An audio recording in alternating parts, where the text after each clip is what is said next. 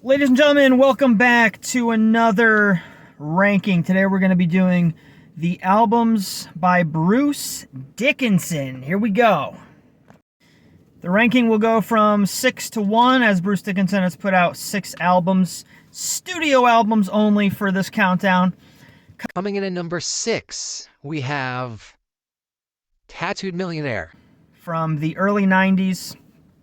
It is the softest, most melodic Bruce Dickinson album. It almost borders on like an 80s glam rock vibe at times. Yannick Gears plays guitar on the album. Overall, the musicianship is really good, and it's good songwriting for the sake of the song, but in terms of just how fired up it makes me, how memorable it is, and how much of the classic Bruce Dickinson vibe that it has, it's coming in as my least favorite at number 6. Coming in at number 5, we have... This is a tricky one. I'm going to have to go with...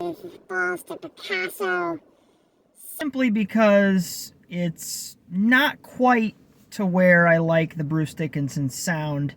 It's a step in the right direction. It's definitely better than Tattooed Millionaire, which came before it.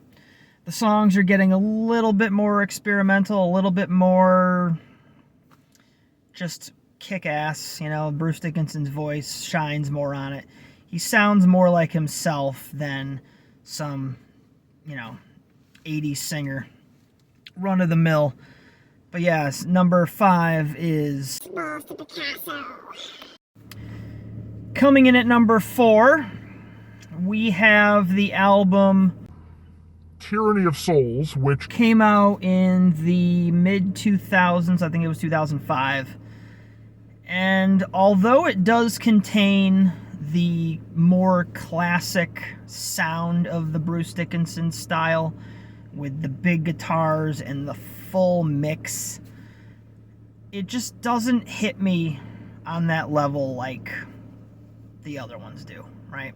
So for that reason, it comes in at number 4.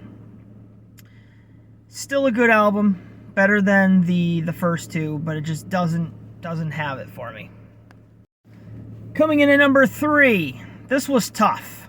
Number 3 and number 2 were a toss-up, and I literally 5 seconds ago just decided what I was going with. Coming in at number 3, we have Chemical Wedding from 1998.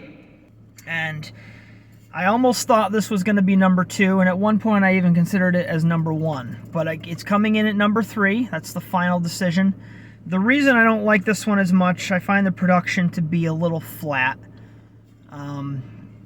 And it's a little bit long and tedious of an album, but I do love everything about it. I love the mysterious darkness of the sound itself, as well as the esoteric and quite mysterious lyrics, all the subject matter throughout. It's a very... It leaves you wondering what the hell he's really singing about, because there's a lot of mysterious subject matter, a lot of interesting words like Jericho and Urizen, and you just wonder where, I'm sure somebody out there probably knows where this stuff comes from, but a very unique album nonetheless. Number 3, Chemical Wedding. Coming in at number 2, Skunk Works. I freaking love this album. This album came out in about 95, and it represents the more alternative side of Bruce Dickinson. His band at the time, I'm pretty sure it's the only rendition of the band that carries these members for a full album. Roy Z was not a part of this. Like I said, mid-90s. It's got a very 90s feel. I want to use the word alternative with a slight poppiness to the songwriting style itself. But again, you could put Bruce Dickinson over anything and it would make it that much better. This album is quick. There's like 13 tracks. They're short songs. They're punchy. They're full of vigor.